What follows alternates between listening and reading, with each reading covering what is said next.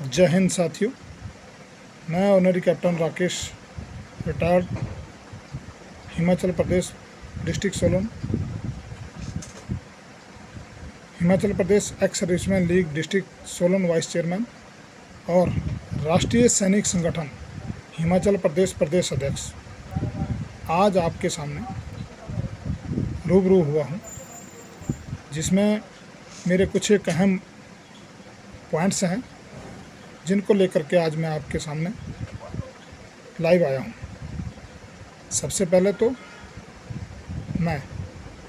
एक सैनिक होने के नाते देश की तमाम संघ परिवार को, जो हमारा राष्ट्रीय स्वयं सेवक संघ जिसके 100 वर्ष पूर्व हो चुके हैं, अपना स्थापना वर्ष मना रहा है, मैं पूरे देश के संघ सेवक को और संघ के मुख्य संचालक राष्ट्रीय अध्यक्ष जी को इसकी बहुत बहुत बधाई देता हूं। संघ परिवार के तमाम एक सैनिक को 100 वर्ष पूरे होने की बहुत बहुत हार्दिक शुभकामनाएं देता हूं। और इसी प्रकार से हमारा संघ देश की आंतरिक सेवाओं में व्यक्ति निर्माण और न्यू युवा पीढ़ी के बच्चों को अच्छे संस्कार, अच्छे विचार आदान प्रदान करता रहे, यही मैं संघ से और संघ के जितने भी हमारे प्रदेश स्तर पर, जिला स्तर पर, ब्लॉक स्तर पर और जिस लेवल पे भी जो कार्य कर रहे हैं, अपनी शाखाएं लगा रहे हैं, वर्ग लगा रहे हैं, उसके ज़रिए प्रत्येक घर घर तक बच्चों को अच्छे संस्कार देने के लिए जो प्रेरणा दे रहे हैं, उसकी भी मैं सराहना करता हूं और उन सभी को भी बहुत बहुत शुभकामनाएं देता हूं। इसके बाद हमारा आज गांधी जयंती के ऊपर 2 अक्टूबर है और इसके उपलक्ष्य में जो आज दशहरा भी है, दशहरे के उपलक्ष्य में भी मैं आप सभी को एक जो बुराइयां हैं, बुराइयों को मार करके अच्छाइयों के ऊपर जीत हासिल करने के उपलक्ष्य में जिस पर्व को मनाया जाता है वो है विजयदशमी यानी दशहरा। इसकी भी मैं डिस्ट्रिक्ट सोलन, हिमाचल प्रदेश और प्रदेश की तमाम जनता को सैनिक परिवार होने के नाते पूरे सैनिकों को इसकी बहुत बहुत शुभकामनाएं देता हूं। आने वाले दिनों में दीपावली आ रही है, दीपावली की भी आप सभी को ढेरों शुभकामनाएं। आप मंगलमय उज्जवल भविष्य के लिए आपके नए कार्य जो भी आप करते हो उन सब के लिए भी आपके लिए बहुत बहुत शुभकामनाएं। इसके साथ साथ हमारा नया वर्ष भी शुरू हो जाएगा, नया वर्ष आने वाला है। उसके ऊपर जो है बहुत से लोगों की नए वर्ष में बहुत शुभ कार्य करने की जो है इच्छाएं होती है। मैं उसके लिए भी आपको एडवांस में बहुत बहुत शुभकामनाएं देता हूं। इसके साथ ही जैसे संघ के 100 वर्ष होने पर दशहरे के उपलक्ष्य में देश की तमाम लोगों को जो सरकार ने एक बहुत बड़ा जीएसटी रिफॉर्म करके एक तोहफा दिया है, जिससे आम जनता को, आम लोगों को, छोटे व्यापारियों को, हर वर्ग के लोगों को इसका काफ़ी फ़ायदा मिलने वाला है। तुरंत शायद ये फ़ायदा ना दिखे, लेकिन भविष्य में मैं ज़रूर आप सबको ये कहूँगा कि इसका फ़ायदा हमें ज़रूर दिखेगा। इसके लिए भी आप सब बधाई के पात्र हैं और सरकार भी इसके लिए बधाई की पात्र है।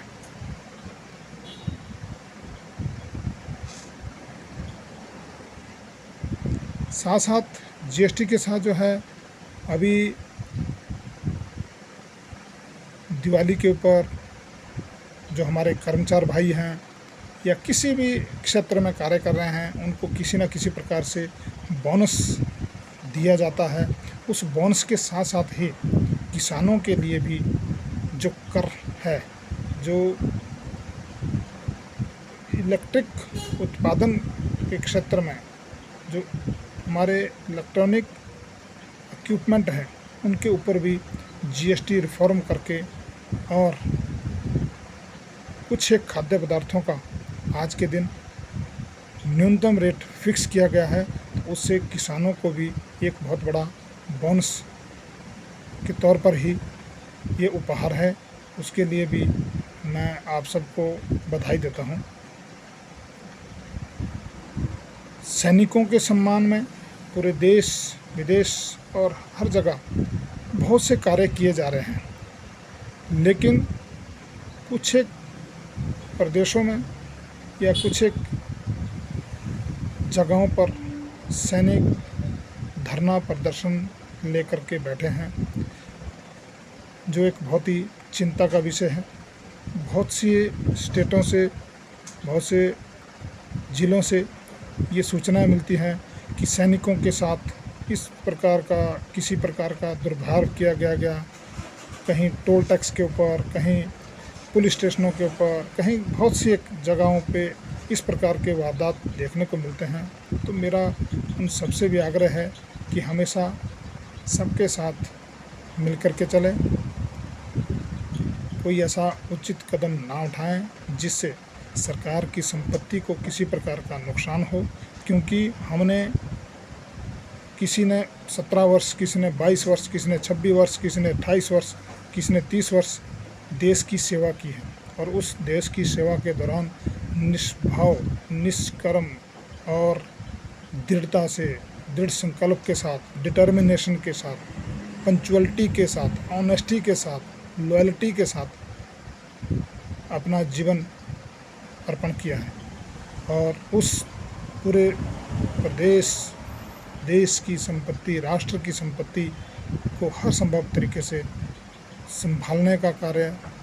जिम्मेवारी से किया है। तो आज भी मैं अपने पूरे भूतपूर्व सैनिकों से आग्रह करूंगा कि वो जो भी संविधान के दायरे में रह करके अपने हक है, उनके हक के लिए लड़ना भी ज़रूर है, देखना भी ज़रूर है, बट संविधान के दायरे में रहते हुए किसी भी प्रकार का उन्माद ना फैलाएं। और जो कोई ऐसी वारदात कहीं टोल टैक्स पे, कहीं पुलिस स्टेशन में होती है तो वहाँ पे भी विनम्रता बनाए रखे। यदि फिर भी किसी प्रकार का अनुवाद होता है तो उसका प्रशासन, शासन से कानूनी तरीके से उस लड़ाई को लड़े। इसके लिए मैं ज़रूर ये शब्द कहूँगा कि हमेशा अपना डिसिप्लिन में रह करके, डिसिप्लिन के साथ ही अपने कार्य को करें। हमारे देश के सैनिक आज देश में नहीं, विदेशों में भी अपना प्रचंड लहरा रहे हैं। जो पिछले ही दिनों में बाहर के देशों में बहुत ऐसे अपने प्रशिक्षण किए हैं जिनको देख करके दुनिया में भी अभी भारतवर्ष के सैनिकों का सम्मान किया जाता है। इसलिए हमें अपने नौजवानों को भी, चाहे वो महिला वर्ग हो, चाहे वो जेंट्स वर्ग हो, नए युवाओं को नशा से मुक्त करने के लिए हमें अपने इलाके में, अपने एरिया में उन्हें इस तरीके से प्रेरणा देना है, उन्हें मोटिवेट करना है कि वो देश की सेवा में एक सैनिक के तौर पर, चाहे वो एक सिपाही के तौर पर या बतौर एक कमीशन अधिकारी के तौर पर, किसी न किसी तरीके से राष्ट्र निर्माण में, राष्ट्र की सुरक्षा के लिए अपना योगदान करें, ताकि उस इंडिविजुअल का भी एक डिसिप्लिन बने, उसके परिवार का भी एक अच्छा निर्भय हो और एक देश के लिए एक सैनिक भी तैयार हो। इसलिए हर स्कूलों में ये निश्चय करना चाहिए। मैं तो ये ज़रूर कहूँगा कि अगर यदि ये मेरा वीडियो जिला प्रशासनिक अधिकारी तक भी अगर पहुँचे कि जिला स्तर पर जो भी सैनिक निस्वार्थ भाव से स्कूलों में जा करके बच्चों को मोटिवेट करे, क्योंकि एक ड्राइवर अपनी गाड़ी या ड्राइवर जो है गाड़ी के कल पुर्जों के बारे में भली भांति जान सकता है, और एक टीचर जो है, एक अध्यापक जो है, अपने बच्चों को किस प्रकार से पढ़ाना है, उनको किस तरीके से आगे मोटिवेट करना है अपने क्षेत्र में, वही बता सकता है। और इसी तरीके से एक सैनिक ही अच्छे ढंग से नए बच्चों को मोटिवेट कर सकता है कि सेना में आप किस तरीके से जा सकते हैं, किन किन विषयों के ऊपर आपको तैयारी करनी है, और आप मेंटली फिजिकली आप जो है अपने आप को कैसे प्रिपेयर कर सकते हैं, और आपको सेना में जा कर के क्या क्या बेनिफिट्स मिल सकते हैं, आप सुरक्षित, आपका परिवार सुरक्षित। इन सब विषयों के ऊपर भी हमें बच्चों को मोटिवेट करना चाहिए। तो साथ साथ में जो है खेलों के बीच में बच्चों को आगे लाना चाहिए। वैसे तो हर स्तर पर शासन प्रशासन, स्कूल स्तर पर, जिला स्तर पर, जोन स्तर पर, डिस्ट्रिक्ट स्तर पर, प्रदेश स्तर पर अपने खेलों का समय समय पर प्रचलन करते रहते हैं, लेकिन हमें भी एक ओपन तौर पर बच्चों को मोटिवेट करके ओपन टूर्नामेंटों में, ओपन खेलों में जो है बच्चों को अच्छे, जो गांव से, घर से अगर हमारा एक प्लेयर निकलेगा, एक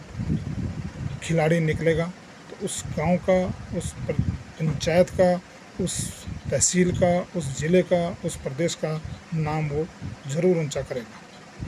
इसलिए मेरे कुछ एक पहलू थे, कुछ एक पॉइंट्स थे, जिनके लिए मैं आज आप सबके समक्ष लाइव आया हूं। और यदि इन पॉइंटों में या किसी प्रकार का कोई मैंने शब्द में गलती किया हो तो मैं उसके लिए क्षमा चाहूँगा, लेकिन ये ज़रूर कहूँगा कि आप अपने जीवन में, अपने जीवन की जो भी आपने सीखा है, जो आपके पास एक्सपीरियंस है, जो आपके पास तजुर्बा है, उस तजुर्बे को किसी न किसी के साथ ज़रूर शेयर करें, और ख़ास करके नए बच्चों के साथ, ताकि वो बच्चे भविष्य में कभी ना कभी किसी न किसी स्तर पर आपको याद करें, और आप एक उन बच्चों को एक अच्छे बरगद के पेड़ की तरह बना करके राष्ट्र निर्माण में आगे ला सकें। इसलिए यही तो कहना है संघ प्रचालक, संघ के हमारे मुखिया, राष्ट्रीय अध्यक्ष जी का, कि संघ का कार्य ही और संघ की शक्ति ही एक व्यक्ति है, तो हमें व्यक्ति का निर्माण करना है। कुछ लोग उसमें कहते हैं कि हमने क्या करना है, जा कर के आरएसएस में क्या करना है, कि हमें क्या फ़ायदा होगा। हम ये कहते हैं कि हमें सैनिक और संगठन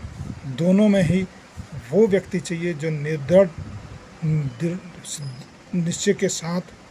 डिटर्मिनेशन के साथ, लॉयल्टी के साथ, ऑनेस्टी के साथ और एक अच्छे संकल्प के साथ सेना को और संगठन को ज्वाइन करता है। वही एक अच्छा लीडर, एक अच्छा वक्ता और एक अच्छा मोटिवेटर बन सकता है, और वही राष्ट्र निर्माण के कार्य में अपना तन मन धन हर संभव तरीके से योगदान दे सकता है। मैं इसी के साथ अपनी वाणी को विराम देता हूँ। जय हिंद, वंदे मातरम, भारत माता की जय।